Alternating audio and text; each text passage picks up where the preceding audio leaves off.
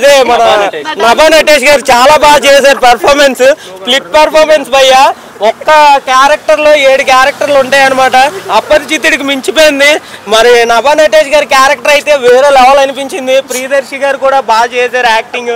అసలు comedy level నుంచి హీరోగా రావడం అనేది చాలా కష్టం అసలు. అలాంటిది ఈ పర్ఫార్మెన్స్ మాత్రం చాలా బాగా చేశారు. అసలు సినిమా కూడా కాన్సెప్ట్ అసలు డిఫరెంట్ అనిపించింది. ఈ మధ్య కాలంలో ది బెస్ట్ మూవీ అనేసి అనిపించుకోవచ్చు. ఈ శుక్రవారంకి చాలా హైలైట్ సినిమా భయ్యా. కామెడీ కూడా కామెడీ అంత ఎక్కువ అనిపించలేదు భయ్యా, కానీ లైట్ కామెడీ అనిపించింది. కానీ సినిమా మాత్రం ఓవరాల్ గా గుడ్ అనిపిస్తుంది అనమాట. సినిమా ఎక్కడ ల్యాగ్ అనిపించలేదు, సినిమా అయితే ల్యాగ్ అనిపించలేదు. సినిమా స్టోరీ అంతా చాలా బాగా అనిపిస్తుంది. ఎక్కడ బోర్ కొట్టదు భయ్యా. సినిమా చూసిన వాళ్ళు ప్రతి ఒక్కరు సాటిస్ఫై అవుతారు. పెట్టిన డబ్బులకి ప్రతి ఒక్కరు సాటిస్ఫై అవుతారని కోరుకున్నా. మూవీ హైలైట్స్ అంటే నభా నటేష్ గారు భయ్యా. నభా నటేష్ గారు ఒక్క క్యారెక్టర్ లో 7 క్యారెక్టర్లను చూపించారు అనమాట. అంటే ఇప్పుడున్న జనరేషన్ లో ప్రతి ఒక్కరు ఎలా అంటే డిప్రెషన్ కి లోన్ అయిపోయి తనలో తనే మాట్లాడుకొని తనకంటూ కొన్ని పర్ఫార్మెన్స్లు క్రియేట్ చేసుకుంటున్నారు అనమాట. అలాంటి డిసీజెస్ వస్తున్నాయి అనమాట. అలాంటి దాని గురించి సినిమాలో బాగా చూపించాడు. సినిమా చాలా బాగుంది భయ్యా.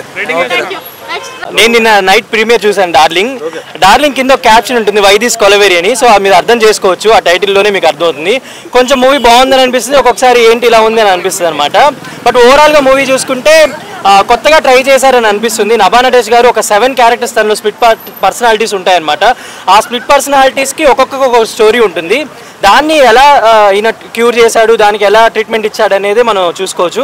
అండ్ ఇంకోటి చూసుకుంటే అనన్య నగర్లో కూడా ఉంటుంది ఒక బెస్ట్ పర్ఫార్మెన్స్ అనమాట. తను ఒక సైకాలజీ సంబంధించిన డాక్టర్ లాగా ఉంటుంది. అండ్ ఓవరాల్గా చూసుకుంటే ఎక్కడో కొంచెం చిన్న అదో క్యారెక్టర్స్ చేసినట్టు అంటే వాంటెడ్లీ చేసినట్టు ఉంటుంది, కానీ అంత ది బెస్ట్ పర్ఫార్మెన్స్ లాగైతే అనిపించలేదు.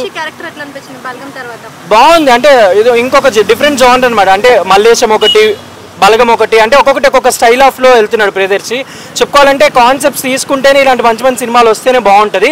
బట్ ప్రొడక్షన్ వాల్యూస్ అన్నీ బాగున్నాయి. ఒక తమిళ నుంచి వచ్చి తెలుగులో తీసిన డైరెక్టర్గా చూసుకుంటే కొంచెం పర్లేదు, ఓకే బాగానే మేనేజ్ చేశాడు. అన్ని క్రాఫ్ట్స్ కూడా ఆయన హ్యాపీగానే హ్యాండిల్ చేశాడు. ప్రొడక్షన్ కూడా హనుమాన్ ప్రొడక్షన్ వాళ్ళు చాలా బాగా చేశారు. ఇంకొంచెం ఏమన్నా కొంచెం కేర్ తీసుకొని కొంచెం అంటే కరెక్షన్స్ ఏమైనా చేస్తుంటే బాగుంటుంది. బట్ 2 hours 50 minutes అనేది రన్ టైం, మరి అది ఎంతవరకు బాగుంటుంది అనేది చెప్పలేము. బట్ అయితే మూవీ అయితే చూడొచ్చు, ఎందుకంటే తెలుగు ఆడియన్స్కి ఒకటే కైండ్ ఆఫ్ జానర్స్ కాకుండా ఇలాంటివి కూడా చూస్తే, అంటే మనకి తమిళ్లో అపరిచితుడు సినిమా ఎలా అయితే ఉంటుందో ఇక్కడ తెలుగులో ఇప్పుడు నభా నటేష్ గారు సేమ్ అలానే స్ప్లిట్ పర్సనాలిటీస్తో చేసిందనమాట. బట్ ఓవరాల్ అయితే మూవీ చూడొచ్చు. కామెడీ అంటే మరీ అంత కామెడీ కాదు. ఇప్పుడు రఘుబాబు గారు ఉన్నారు, ఆయన ఫాదర్ క్యారెక్టర్ చేసిన ఆయన ఉన్నారు. అంటే అంత లెవెల్గా అందరినీ వాడుకోలేదేమో అని అనిపించింది. బట్ ఓవరాల్గా అయితే ఓకే మూవీ. ఆ ఫ్యామిలీ ఆడియన్స్ చూడొచ్చు. చేశారు కానీ అంటే ఆవిడని ఇన్ని గెటప్స్లో ఒకేసారి చూడటం అనేది అంటే యాక్సెప్టబుల్గా అనిపించలేదు. 2-3 వేరియేషన్స్ బాగా చేసింది. ఇంకొక 2-3 వేరియేషన్స్ కొంచెం పర్ఫెక్షన్స్ చూసుకుంటే బాగుంటుంది. అంటే డబ్బింగ్ వైజ్గా ఇలా కొన్ని చిన్న కరెక్షన్స్ అయితే చేయాల్సి ఉంటుందని అనిపించింది. Thank you.